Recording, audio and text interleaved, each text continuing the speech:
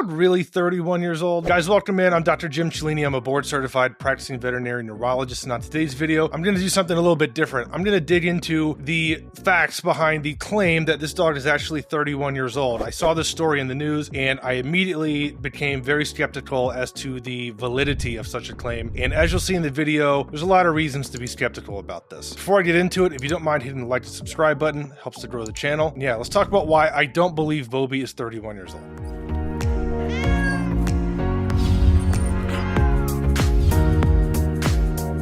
So recently, the Guinness Book of World Records announced that a dog living in Portugal named Bobi was determined to be 31 years old, which makes him the oldest dog who has ever lived. Now, being the natural skeptic that I am, I immediately questioned the validity of such a claim because I've never seen a dog even remotely close to 31 in my entire life, and I've been in veterinary medicine for my entire adulthood. It was reported that Bobi's age was confirmed by a combination of diagnostic testing and certifications by local government agencies, but as you'll see, there are numerous unanswered questions regarding these results. Furthermore, another thing that I noticed was that raw food and nutrition influencers across social media immediately latched onto this story as means of promoting their own brand of dog nutrition and dog longevity, and that in and of itself raises my index of suspicion even more. Now, quick disclaimer, this video is not intended to hate on Bobi in any way, shape, or form. Bobi seems like a great dog, and I have nothing but love for him and the companionship that he provides to his family. It's not the purpose of this video. The purpose of this video is simply to examine how valid we think the claim is that Bobi is 31 years old, because as you'll hear me say, this is like a person claiming they're 200. So the first piece of evidence I want to discuss is what got me questioning this entire thing in the first place, and that is photos of Bobi from the 1990s versus today, as well as his origin story. His origin story is wild. So according to Wikipedia, Bobi's entire litter when he was born back in 1992 was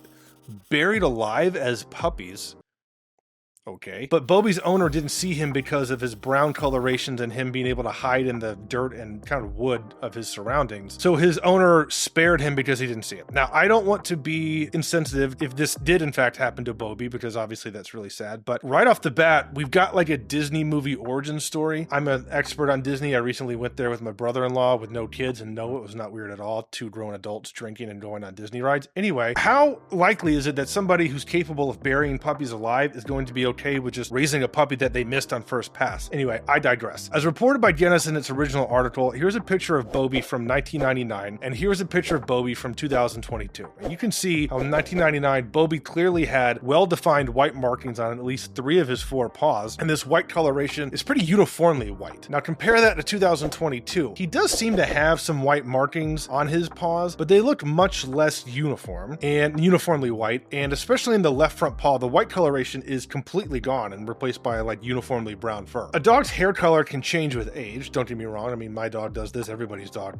hair color changes with age, but the type of change that you usually see is what you would expect, sort of a graying out or a white out of their face, losing color towards gray and white. You don't see purely white going to purely brown like what seems to be happening here. Now, a Reddit user on the dog subreddit provided a side-by-side photo of Bobi, and there's a lot of people on the subreddit who are also questioning the validity of this, and they posted different news articles, photos of Bobi, and you can see similar changes in Bobi's muzzle colorations. The dog on the left is white, the dog on the right, Bobi, is brown with a little bit of gray. So we're not off to a great start because frankly, these look like 2 entirely different dogs. Now let's talk about DNA testing for age, as was reported in multiple news outlets. So one of the ways that Guinness verified Bobi's age was reportedly through a process called DNA telomere testing. And if you didn't know, telomeres are sections of DNA found at the end of chromosomes that protect the chromosomal DNA from degradation. As animals age, these telomeres shorten in length as cells replicate, i.e. with age. So in other words, a telomere's length will decrease with time as an animal ages. This is pretty well established from what I can find in the literature in humans and animals. However, what is less established is whether or not the length of a telomere sequence at any one point in time can then accurately predict how old an individual dog is. Because this is an entirely different ask of the test than simply identifying a correlation or a trend. And as it turns out, a study in 2012 looked at this in dogs, and they were able to see trends of telomere length showing, as you would expect, telomere length overall decreasing steadily with age of the dog. But notice in this graphic from the paper how variable telomere lengths are across the y-axis. There's a lot of variation from individual to individual, and this is probably due to factors like dog's lifestyle, inherent breed differences, or even underlying medical conditions that an individual can vary widely even across the same age comparisons. And again, these findings do not address the question of, can this telomere length predict chronological age? There is is no dog above the age of about 17 in this data set. So how could we even know what the telomere length of a 31-year-old dog even is?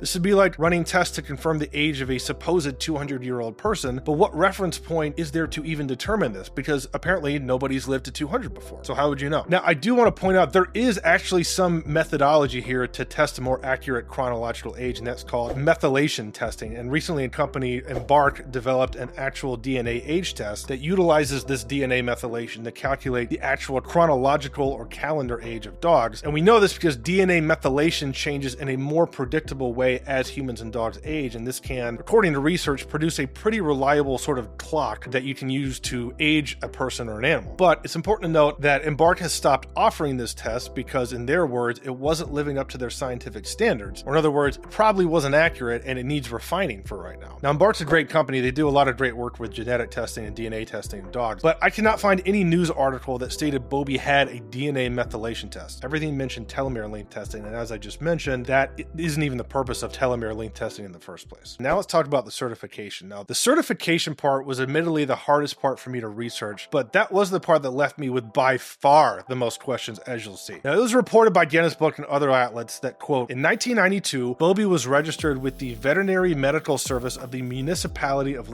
Liera, I hope I'm pronouncing that right, who have confirmed Bobi's birthday. Bobi's age has also been authorized by SIAC, a pet database authorized by the Portuguese government and managed by the National Union of Veterinarians in Portugal. I actually reached out to SIAC. They had an email on their website that anybody could go to. I was not expecting an answer, but I reached out to them and I got the following response, which, as you'll see, does not lend a lot of credibility to Bobi's case here. So SIAC replied with the following email. Dear Dr. Cellini, I regret to inform you that the SIAC has not and does not certify the birth date of animals registered in this database. We can only certify dates of registration. In the case of the animal you mentioned, it was recently registered and the age of the animal was self-declared by the owner. We can in no manner verify or attest to it. So I thought that was interesting because they mentioned that he was only recently registered by the owner and the age of Bobi was self-declared by the owner. So I sent a follow-up email clarifying who we're talking about here. I actually misspelled Bobi in the first email, but I clarified that yes, we are talking about Bobi, the 31-year-old dog recently in the news, and SIAC responded back with the following email. The animal was registered in SIAC in 2022. They have no knowledge or access to any such documentation in reference to certifying his age. As we stated before, the animal's age was estimated by its owner when registered into the database. So basically, the registration process here involves Bobi's owner registering him in 2022 and then estimating his age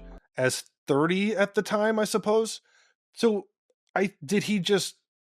he just said he was 30? Now, this immediately brings up other questions from my end. First of all, why are the records that Guinness Book's talking about not published and made viewable by them? It seems that we're supposed to just trust Guinness Book, a company that a few years ago changed their business model from simply book publishing. Everybody remembers the Guinness Book of World Records book. That was like my favorite book as a kid. But they changed their business model to a more pay-to-play, or in some cases, pay to make up a record that you then break and promote something. There's a nice NPR podcast of Planet Money in 2017 that talks about their entire change in business model. I'll put the link in the description. But suffice it to say, where exactly is the paper evidence for this claim? SIAC does not indicate that there's anything other than the owner declaring it, and Guinness Book hasn't provided any. Now, it was also reported in other outlets that local vet testimony and rabies certificates were also used to confirm Bobi's age. But what exactly is vet testimony? Who did they testify to? A court? No, obviously. Did they testify to Guinness Book? What was the testimony even? Were they just saying, yeah, I saw this dog in 1992? What was this, the same vet from 31 years ago?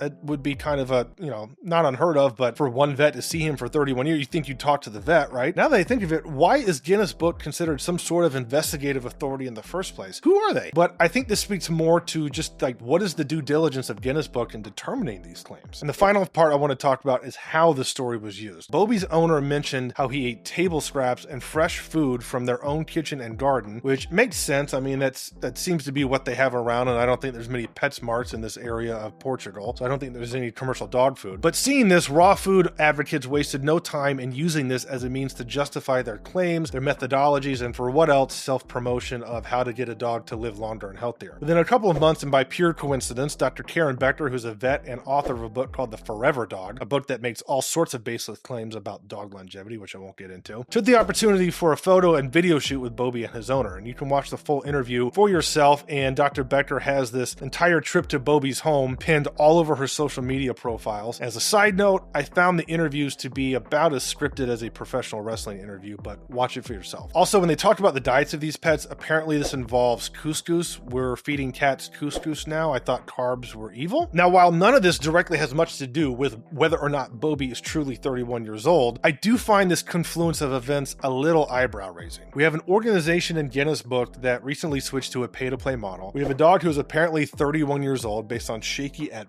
best scientific methodology, the telomere testing, and an unsubstantiated written records and testimony. And within a couple of months, an author of a book and website promoting dog longevity arrives in Portugal for a photo op and then leaves all of this content up as a feature on her own Facebook page and Instagram.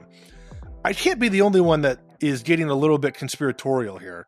Can I? I hate to think that way, but yeah. Now, the final part is, why does this matter? Now, this may seem a bit of a trivial concern at first glance. You know, people are like, why do you care about this? I'm already getting comments like this on social media. Why do you care whether or not Bobi is 31? How does this affect you? Well, I have two answers to that. The first is I personally cannot stand being lied to and what I call BS'd upon, and things like this send off red flags to me that make me look for the truth, because I think truth and transparency, especially transparency, are conceptually of the utmost importance when we're talking about science-related topics and scientific claims, such as this. I would consider this a scientific claim. Now, the second more important thing, I think, claims like this, and in particular, how this claim is grifted upon, can do some actual harm. Now, just look at the comments on Dr. Becker's website. People take these claims at face value, and they immediately draw premature conclusions in regards to all sorts of things like vaccinations, diet, lifestyle, and I wonder if Guinness Book is going to keep a record of how many times that's happened. And lastly, despite everything I said, I am keeping an open mind here. I certainly can't say there's a 0% chance that Bobi's 31, and if there is some sort of definitive record or piece of evidence that comes out, somehow proves that Bobi is in fact this old, I readily accept that. I just haven't seen a piece of evidence that does that for me quite yet, and I've seen too much to the contrary. And I'm certainly not taking Karen Becker's or the Guinness Book of World Records word for it, because if a person claimed to be 200 years old, we'd probably ask for a lot more evidence to believe that than one vet and Guinness Book of World Records just certifying it out of the blue. All right, guys, I hope you enjoyed this video. It was a little bit different. I did a little bit of investigative journalism here. If you like what you see, let me know. Hit the like button, hit the subscribe button, and also leave me a comment and let me know if you agree with me or if you disagree with me. And if there's anything I missed about this story that I should know that might change my opinion, I definitely want to be open-minded about it. See you in the next video. Thanks a bunch.